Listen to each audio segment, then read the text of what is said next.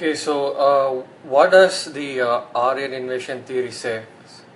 It says that all South Indians are Dravidians, and North Indians are a mixture of Aryans and Dravidians, and it says the Brahmins among South Indians are Aryans. So roughly about 5% South Indians are Aryans, and most of the North Indians are a mix of Aryan and Dravidian, and even amongst the North Indians, the higher castes are more Aryan, and the lower castes are a mixture of Aryan and Dravidian. That's what the Aryan invasion theory says, right? So, what does the ancestral North Indians versus the ancestral South Indians, the ANI versus the ASI theory, what does that say? It says South Indians are ASI is a different group from ANI, and it says 5% of South Indians have this ANI genes in them, and I mean the component is about 5%, and it's not just the Brahmins of South India but certain forward castes of South India as well. They have the ANI genes, is what it's saying, and it says, and even a lot in the North India also have the ASI genes, is what it says. It says around in North India about I don't know, around 35% of them have the ASI genes and the remaining have the ANI genes, is what these three stipulates. So what is the difference between Aryan versus Dravidian theory and the ANI versus ASI theory? Why exactly are the followers of Subramanian Swami and only Subramanian Swami quotes this study? This ANI ASI theory was again proposed by this Harvard Nexus in collaboration with the Center for Genetic Studies in Hyderabad, or whatever, molecular biology or whatever in Hyderabad. So it's again done, and the guy who's done it, he looks like a typical a South Indian pastor, who goes on, gets involved in NGO kind of activities and stuff, but that's another thing. So it's again done by them, right? Okay, so why do people, all those extreme, those hardcore right-wingers, hardcore fans of Subramanian Swami and BJP and RSS, why do they support the ANI versus ASI, and they say Aryan invasion is bullshit? What is the difference between Aryan versus Dravidian and ANI versus ASI? It's just giving us a different dates, Aryan Dravidian theory says it's 2500 BC, but the ANI ASI theory says the South Indians came at about 40,000 BC or something, whereas the ANI came at around 5000 BC. So it only just pushed the dates a little bit and only adjusted the genetic percentages little bit, right? But the most important implication, I'll actually get to that in a bit, right? It's the same between Aryan and Dravidian theory and ASI. So I don't understand why all those people debating YouTube and so many other BJP and other right-wing idiots think that, this ANI ASI proves everything good. No, it doesn't. It's still the same Aryan versus Dravidian theory. I don't know why people can't see it, and they just go on about, they say, Aryans. I guess those right wingers, they get offended by the fact that the Aryan invasion was quoted at around 2500 or 2000 BC. They say that Indian culture is much older than that, and and they say that the Krishna worship existed in 4000 BC or something, and the Vedas were written long before that and all. You know what? Fuck Vedas, man. No one gives a shit about Vedas, okay? Even in the Aryan versus Dravidian theory, right? The whites did not claim that they created Vedas. They said that the ones who entered, the Caucasians that entered India, are the ones that created Sanskrit and Vedas. Even the Aryan invasion theory says that. Okay? So why are you offended by the Aryan invasion theory and not by the ANI ASI theory? It's still the same. And this bullshit ANI things, right? It just assumes a lot of things. It says between 5000 BC to 2000 BC there was a lot of intermixing between the Indian population, and after 2500 BC is when the caste system took place, and that's why they say that we can still find the mixture of ANI versus ASI 3. Who went there and said there was a lot of intermixing? First of all, in olden days, no population came and assimilated with another population peacefully. It was always war prone. You don't just say, you guys are living in this place and a whole bunch of others comes from outside India, hordes of people coming. You don't just deal with them without confrontation. It generally never happened that way. And anyway, how did these idiots assume that there was a lot of love marriages back before 2500 and after 2500 now it's got arranged? And who said all this bullshit, right? And the other thing is, they said the South Indians, ASI they have been here in India since 40,000 BC or something, okay? And ASI, they say it's like they are the 90% of South Indians, and around 40 to 50% of 50 to 55% of the North Indians, they say, belongs to this ASI category, right? So you're saying 65% of North Indians are not Caucasian? Is that what you're saying? And you're saying all of South Indians are not Caucasian? See, because the origin of Caucasian features had to have happened only in Europe, because of the narrow ridges in the skeletal structure and the different shaped eyes and the sharper nose and all the sharp features. These were all evolved as adaptations to the cold, harsh climate in Ice Age Europe, right? Only with these adaptations those species survive. The ones with the bigger nostrils, like that of a Negroid or a Mongoloid race, they would just go out of existence in the Ice Age Europe, right? So the Caucasian features could have evolved only in Europe, right? And they say this is the first of Caucasians are called the Cro-Magnons, and these guys were found in Europe at around 42,000 BC.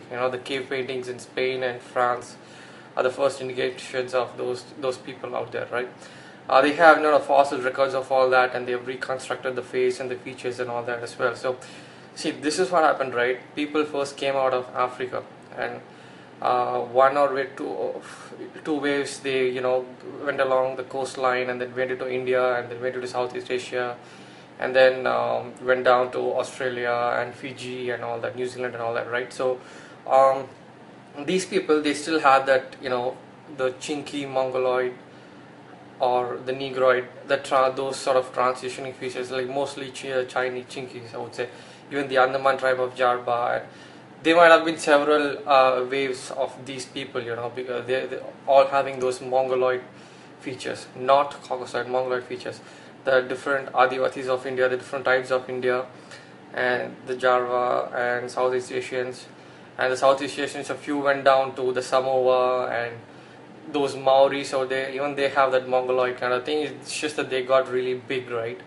And so you can actually Google all these people, right, and see what they look like. They have this Mongoloid fish. And even the Australian Aborigines, right, they look like a really early tribe, but they are the ones that look like you take a group of people, Mongoloid people, and put them in a really cold, very hot place, and that's how their sort of face evolves. They look a little bit like that, mostly definitely the Maoris do, and then the Fijians also look that way, they look like really dark but really strong, huge, a kind of Mongoloid. I wouldn't know if you want to call that Mongoloid or Negroid, but something like that. But not Caucasian. The same with Australian Aborigines. They're not Caucasian. They're kind of closer to the Mongoloid Negroid thing.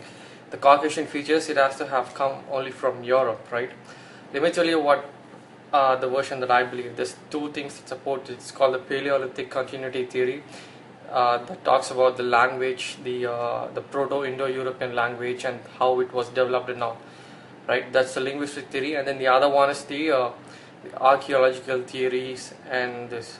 So, which suggests that a group of people, right, still chinky-looking people from Central Asia, they went up into Russia, and then from Russia they actually moved westwards into Europe, and they were kind of trapped in the Ice Age Europe for a bit and all, and they developed these Caucasoid features. So the Caucasian features were developed in Europe, right? And once the Ice Age got over, a few from they were still hunter-gatherers, they were still, barbarians, and but they were spread across Europe, right from Spain to Germany, France, and even in Russia towards the east and the Scandinavia, and towards the north and all that, right? And they were also down towards the Greece and that area a bit, Greece and Turkey and all that. So a few of them came down to Turkey and Syria and Lebanon. That's called the Levant region. And in that region, they first started the agriculture. They started the Neolithic Revolution, right? So at 10,500 BC, from like 100 Europeans that are scattered all around Europe, a few, like 3 or 4%, they came down to Levant, and then they expanded because they found the cultivated crops, the cultivated food. Basically, they didn't have to hunt and struggle a bit, so they had a better lifestyle. They had new lands, better resources, cultivated stuff, better lifestyle. So they expanded in population and everything. So these guys were successful compared to the ones who stagnated in Europe. And from these guys, from 100 who were there in Levant and the Arab region, a few moved to Persia, Iran in about 8000 BC. All these dates you can look up in Wikipedia, and that has links to other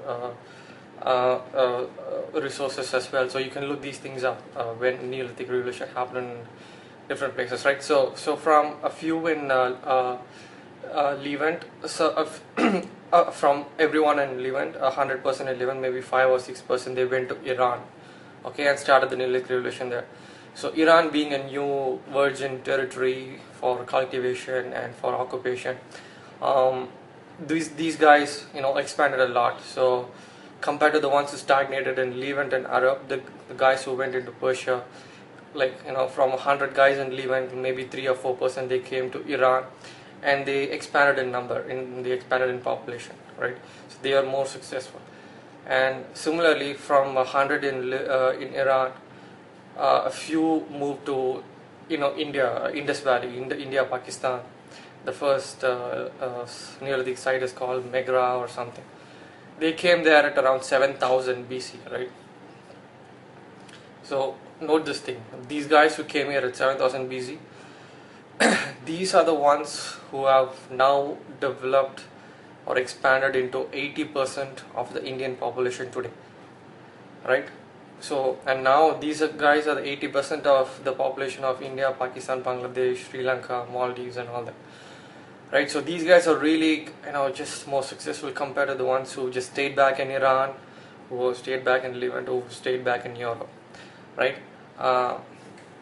Let me tell you why. See, people say that there's a lot of other invasions and all that. See, I'll tell you what the genetic composition of India right now is, right? So 80% of these people are the ones who entered India at 7000 BC. That's the percentage of Indians, right?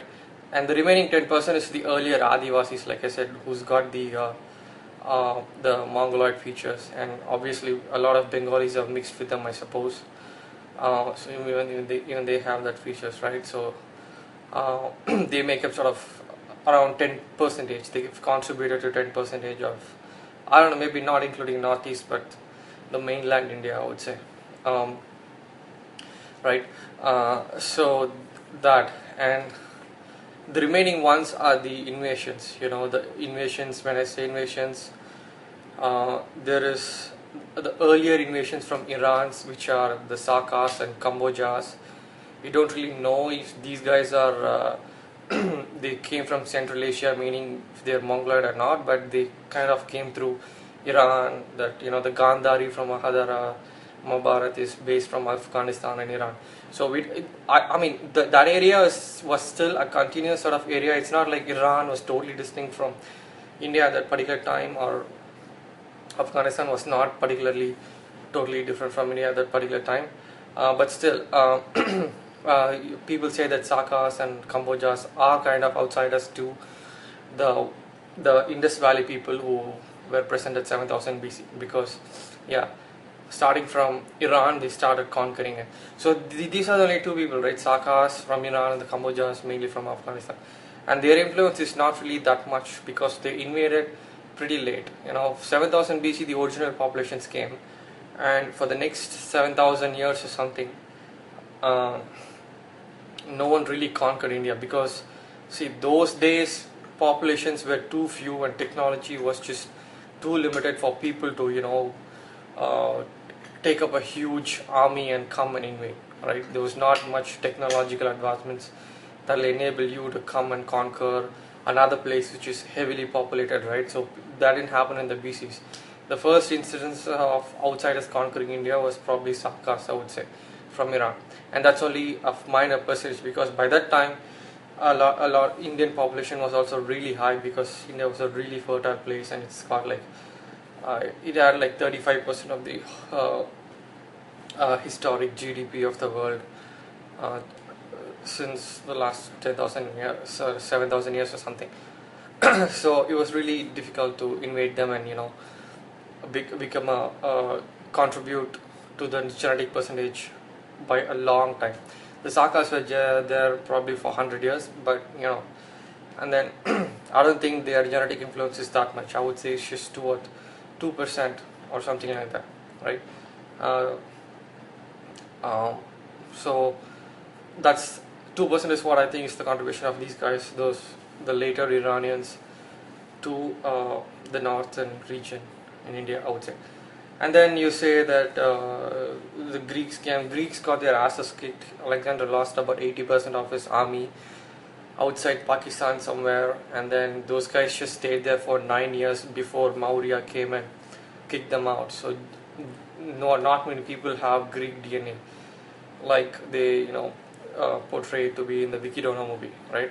But the major other invasion that happened was the several Islamic invasions, which are the Tughlaq or the Delhi Sultanate or the Lodis or the Mughals, right? They are all Turkish invasions, meaning they are from Iran, the Ghaznavids or Tughlaqs or whatever.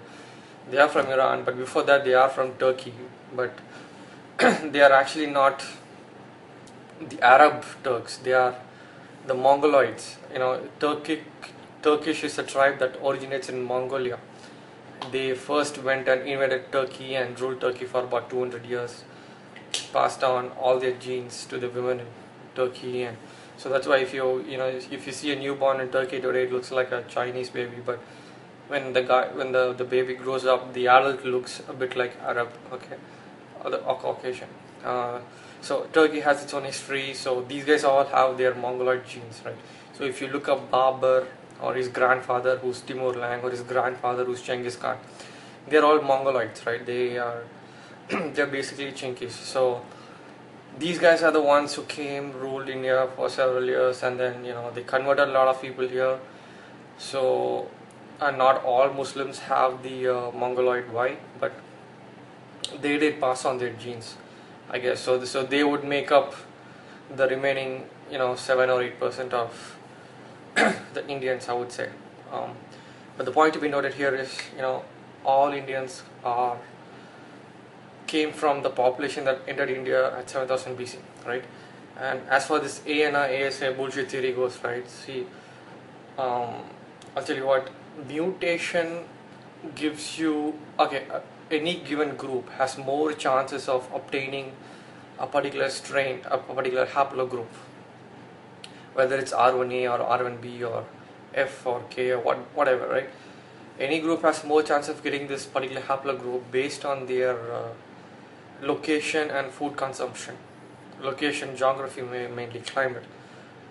uh, rather than through ancestry, because the mutation rates are so high and it depends on the natural selection, which is climate and the the food conditions so much that um, it's that's a better, you mutations are a bigger contribution to your haplogroup rather than ancestry, right? uh, so see, this is why this is how the admixture between the supposed ANI and the supposed ASI genes. I don't know how they classify this set of genes as ANI and this set of genes as ASI, but they have done so. I think this is how it should be explained. See, it's not like a group of people entered India at 7000 BC, right? So they have both the supposed ANI and ASI genes or whatever, right? But the guys who came down south, only from 100 North Indians, only a few came down to south, not everyone who came down. So this percentages of ANI and ASI doesn't have to be uniform throughout India, across all regions, right? Obviously, a lot of the guys from South India, Kerala and I think Kerala and Tamil Nadu, I think they all came from Gujarat. Um, this guy Agastya, right? He caught people from Dwaraka and he settled down. So that's the story that it goes. That's the earliest record of Tamil history. That's the first book in Tamil, right? So these guys, only a few percent from North India came and settled down in South India. So that's why South Indian genetics, South Indian genes are not really, they don't have a higher genetic variation, but they only got limited gene pool, but that's what it is. And North India is a good mixture of ANI and ASI, and that's what the percentages indicate. And whereas the South India, it's only the ASI, because only few from that group had migrated down. So that's how this has to be explained. It's not that stupid way where they say there's two different migrations and they were doing love marriages before 2500 BC, and they're saying that the bulk of Indians are not Caucasians and only few are Caucasian. That's bullshit, right? So yeah, so I just wanted to make a video about this because I hope people get this. I hope people see that there is no real difference between Aryan versus Dravidian theory and ANI versus ASI theory. See, it's like this: the Europeans wanted to undermine the genetic success of the population that entered India at 7000 BC. Like I said, only a few came into India and they have expanded so much in number, right? But the whites want to undermine the success of Indians. So they want to say that Indians are just mongrels between earlier non-Caucasians and Caucasians. So they want to say Indians are half inferior, right? So that is the purpose of the Aryan versus Dravidian theory and ANI versus ASI theory. It's not like they're not saying that our whites created Vedas. No one gives a fuck about Vedas, okay? They want to call Indians as mongrels, and that's why they come up with these theories, okay? So we gotta look beyond Vedas. So that's my advice.